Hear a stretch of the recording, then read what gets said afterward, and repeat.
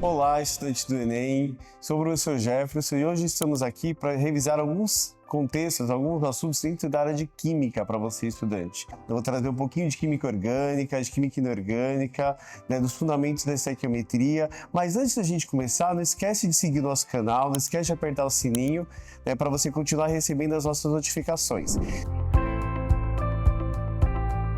Então, o primeiro tema que eu vou abordar com a gente hoje é falar um pouquinho sobre estequiometria, Então, o que ia ser estequiometria? Estequiometria vai ser uma relação entre produtos e reagentes. Quando eu falo dessa relação, a gente está falando de uma relação quantitativa. Então, imagina o seguinte, se eu tenho, por exemplo, cana que é transformada em cachaça. Então, eu tenho esse passo de transformação química, Como é que eu quantifico isso daí? Como é que a gente vai trabalhar dentro, sabendo dos reagentes que a gente vai utilizar, dos produtos que nós vamos obter. Então, sempre que nós fazemos essas relações em questão de quantidade das substâncias, quem reage com quem, o quanto que reage, nós estamos falando do contexto da estequiometria. Para a gente falar de estequiometria, a gente não pode deixar de falar do nosso amigo mol. Tá? O mol, ele é uma unidade de medida,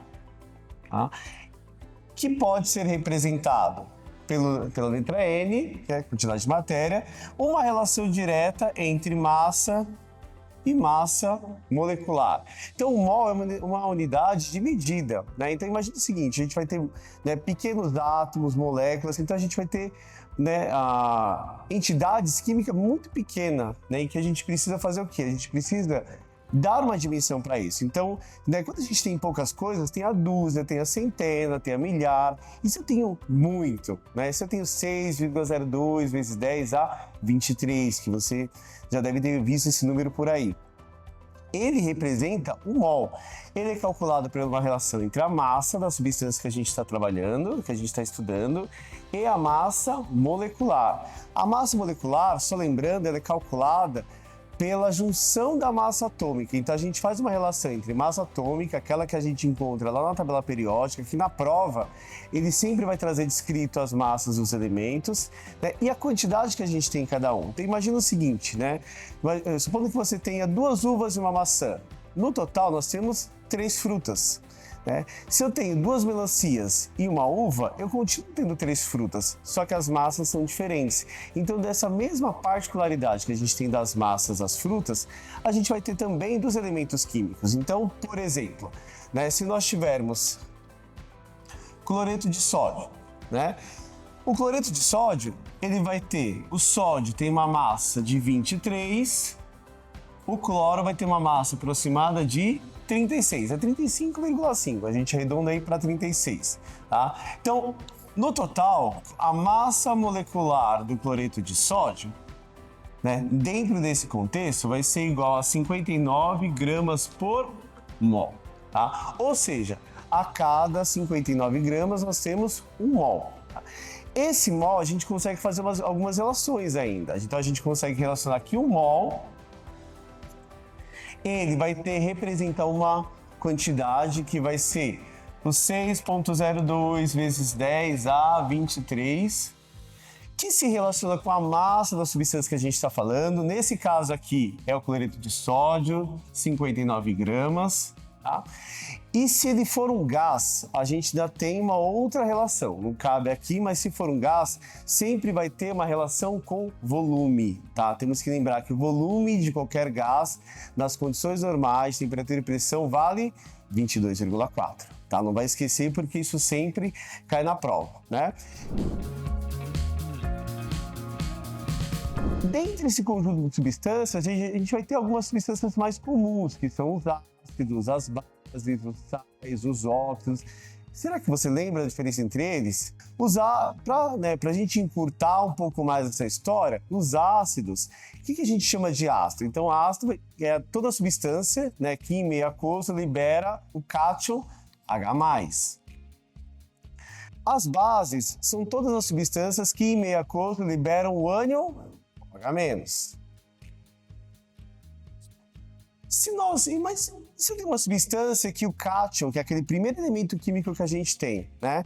E o ânion é tudo aquilo que sobra. E se eu tenho uma substância que não libera nem H+, né? E ela não libera OH-, onde que ela vai se encaixar? Então daí ela se encaixa, ela se enquadra ou como sal ou como óxido, tá? Então eu sempre falo para os estudantes fazerem por eliminação. Se não cabe como ácido, se não cabe como base, se não cabe como óxido, ela vai ser um sal, sempre, né? Então o óxido, ele vai ser o quê?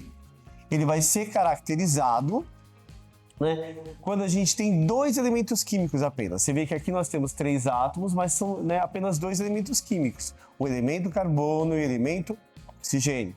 Né? Então, sempre que nós tivermos 2 elementos químicos em que um deles for oxigênio, ele vai ser caracterizado como um óxido. Se ele não se encaixar como ácido, não se encaixar como base, não se encaixar como óxido, e você tiver que classificar aquela substância, ela será classificada como sal. Isso, né, dentro das funções, que a gente fala de funções inorgânicas, né? Então a gente vai ter uma relação estequiométrica que cabe tanto para substâncias inorgânicas quanto orgânicas. Ah, professor, mas a orgânica tem também as suas funções? Ela tem. Né? Então vamos conferir aqui algumas, né, funções orgânicas que a gente vai comentar.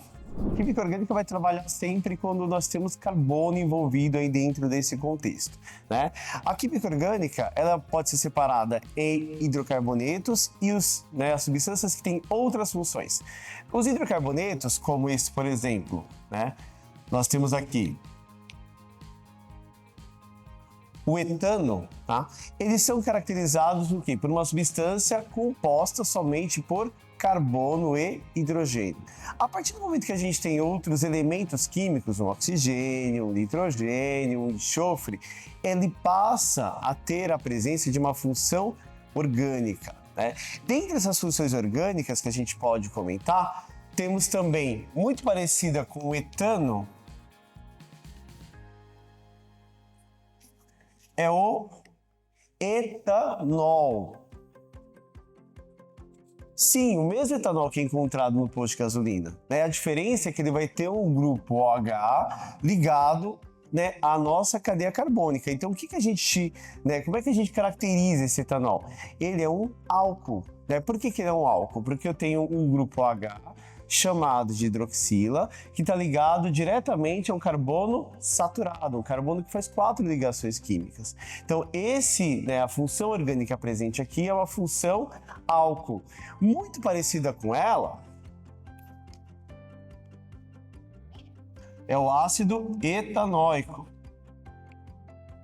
Ele também é uma função orgânica, só que agora ele vai ter a presença do quê? Do grupamento chamado carboxila, né, que é o C-OH. Tá? Esse ácido etanóico, né, a gente encontra no vinagre. Né? O vinagre ele vai ter a presença do ácido etanóico com uma concentração a 4%. Então, sempre que você tiver que classificar uma substância orgânica, sempre verifica qual é o elemento químico diferente que está ali, né? Onde que ele está posicionado, quantidade de ligações, porque isso faz diferença na prova, né? Na hora que a gente está falando.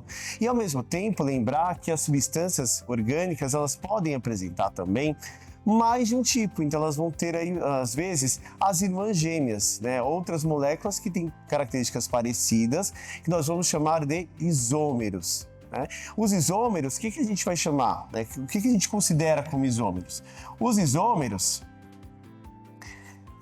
eles sempre são base para comparação e eles são caracterizados, né, por substâncias diferentes com mesma fórmula molecular. Tá? Então, quando a gente expressa CO2, C4H10, né, C2H6, isso é uma representação de forma molecular. Então, algumas substâncias, não todas, algumas substâncias, elas têm a característica de ter essas irmãs gêmeas, que têm a mesma forma molecular, mas são substâncias diferentes, né? Então, imagina o seguinte, para a gente simplificar, para a gente finalizar nossa aula. Roma, amor, mora, tá? Você vê que são palavras diferentes, que têm sentidos diferentes, mas formadas pela mesma letra. Então, os contextos de isomeria são todos sempre à base de comparação. E com isso, terminamos a nossa revisão de hoje. Então, a gente falou um pouco sobre química inorgânica, química orgânica, estequiometria. Se você gostou, não esquece de seguir nosso canal, se atente aos estudos, não esqueça de revisar, sempre é importante a revisão. E se gostou, segue a gente aqui no canal.